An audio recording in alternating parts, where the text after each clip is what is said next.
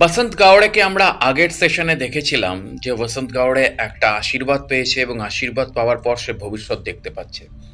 সেখান থেকে গল্প শুরু হয়েছিল। তারপরে তার জীবনে নানা রকমের টুইস্ট অ্যান্ড টার্নস এসছিল।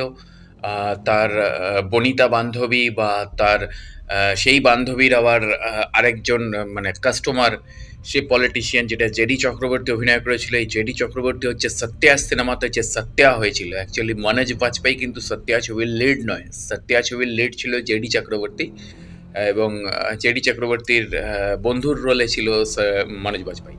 তো সেই জেডি চক্রবর্তী ছিল তাজা খবরের ভিলেন।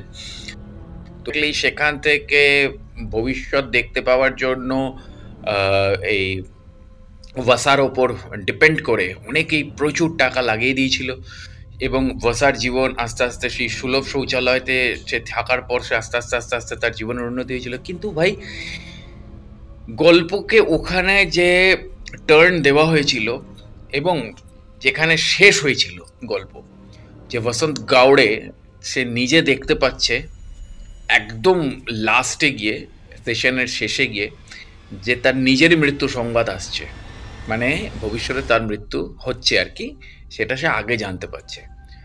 তো এক্স্যাক্টলি সেখান থেকে সেশন 2 স্টার্ট হবে। এবার সেশন 2 এর ট্রেলারে আমরা দেখতে পেয়েছি যে মহেশ মাঞ্জরেকর তো সেশন 1-এ ছিলই, কিন্তু সেশন 1-এ মহেশ মাঞ্জরেকর একটা এক্সটেন্ডেড মানে ক্যামিও টাইপের করেছিল। কিন্তু এখানে মহেশ মাঞ্জরেকর একটা একটা ভালো স্পেস নিচ্ছে, যেটা বোঝা যাচ্ছে সেশন 2-তে। কিন্তু এখানে সবচেয়ে বেশি ভালো লাগছে আমার জাভেদ জাফরিকে দেখে। কারণ জাভেদ জাফরি বলিউডের মানে এমন একজন অভিনেতা যাকে ঠিক মতন কেউ ইউজ করেনি। মানে হয় না, মানে কিছু কিছু ইন্ডাস্ট্রিতে এরকম অভিনেতা থেকে যায় যাদেরকে ঠিক মতন কেউ ব্যবহার করেনি। হয়তো ঋতুপর্ণ ঘোষ না জন্মালে আমাদের বুম্বাদাকেও কেউ ভালো করে ব্যবহার করতে, মানে কীভাবে করতে হয় সেটা জানতো না। তো এক্স্যাক্টলি সেই রকম হচ্ছে একটা ব্যাপার যে জাভেদ জাফরিকে কেউ ভালো করে ব্যবহার করেনি। কিন্তু এই লোকটা যে কত বড় মাপের অভিনেতা সেটা তার অনেকগুলো এমন চরিত্র আছে যে চরিত্রগুলো দেখলে বোঝা যায়।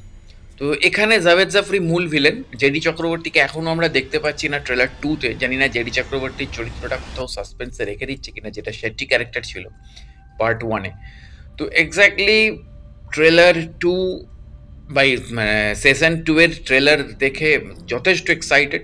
এবং সত্যি কথা বলতে ভুবন বাম এমন একজন আর্টিস্ট যে স্বয়ম্ভু বলতে কি প্রত্যেকটা অভিনেতাই স্ট্রাগল করে স্টারডামে পৌঁছয়, কিন্তু ভুবন বামের উত্থানটা প্রত্যেকের চোখের সামনে প্রতিনিয়ত ঘটে গেছে। তো এক্স্যাক্টলি সেই জায়গা থেকে দাঁড়িয়ে ভুবন বাম সেই সময় ইউটিউব চ্যানেল খুলেছিল যখন অর্ধেক লোক জানতো না ইন্ডিয়াতে যে ইউটিউব চ্যানেল খায় না মাথায় দেয়। অবশ্যই তার আগে টিভিএফ ইউটিউব চ্যানেল খুলেছিল, কিন্তু টিভিএফ বলতে যাদের পঞ্চায়েত, যাদের কুল্লাক বা যাদের কোকোটা ফ্যাক্টরি। তো টিভিএফ ইউটিউব চ্যানেল খুলেছিল অ্যাজ এ প্রোডাকশন হাউস, সেটা 2011 সাল। কিন্তু as a single person Bhuvan Bam নিজে একা ইউটিউব চ্যানেল খুলেছিল 2012-13 সালে। তো সেখান থেকে তার জার্নি শুরু। আর আজকে ধীরে ধীরে ধীরে ধীরে ভুবন বামের ওয়েব সিরিজ তাজা খবরের এবার আসছে সেশন 2, প্রায় 2 বছর পর। তো এক্স্যাক্টলি এইটা ছিল ভুবন বামের একটা নিজস্ব উত্থান, যে স্বয়ম্ভু একা 4টে চরিত্র করে করে করে করে দিনের পর দিন ইউটিউবে ভিডিও বানিয়ে বানিয়ে একটা ইন্সপিরেশন ইউটিউবারদের জন্য। তো এক্স্যাক্টলি সেই জায়গা থেকে দাঁড়িয়ে ভুবন বামের উত্থানটা খুবই ইম্পর্টেন্ট। ইউটিউবার যারা যারা এখন ইউটিউবে বিভিন্ন পরিমাণের কাজ করছে, ভুবন বামের মতন কাজ করছে, তো এক্স্যাক্টলি তাদের কাছে। তো এই জায়গা থেকে দাঁড়িয়ে এই ট্রেলার 2টা অসাধারণভাবে ভুবন বাম প্রেজেন্ট করেছে এবং কাদেরকে নিয়ে আসছে এবং যারা তার সাথে কাজ করছে। এর আগেও আমরা 2018 সালে দেখেছিলাম ভুবন বাম শাহরুখ খানের সিনেমা জিরোর প্রমোশন করছে। তো এক্স্যাক্টলি হয়তো অনেকেই বলবে জিরো সেই কারণে হয়তো ফ্লপ খেয়েছিল, কিন্তু না, সেটা ম্যাটার নয়। ম্যাটার হচ্ছে যে ছেলেটা চেষ্টা করেছে এবং ছেলেটা নিজেকে তুলে নিয়ে গেছে, বাকিটা তার ভাগ্য, ওই তাজা খবরের মতো। তো দেখা যাক সেশন 2 কতটা সেন্সেশন নিয়ে আসে। দেখা হচ্ছে পরের ভিডিওতে, জুড়ে থাকুন। নমস্কার।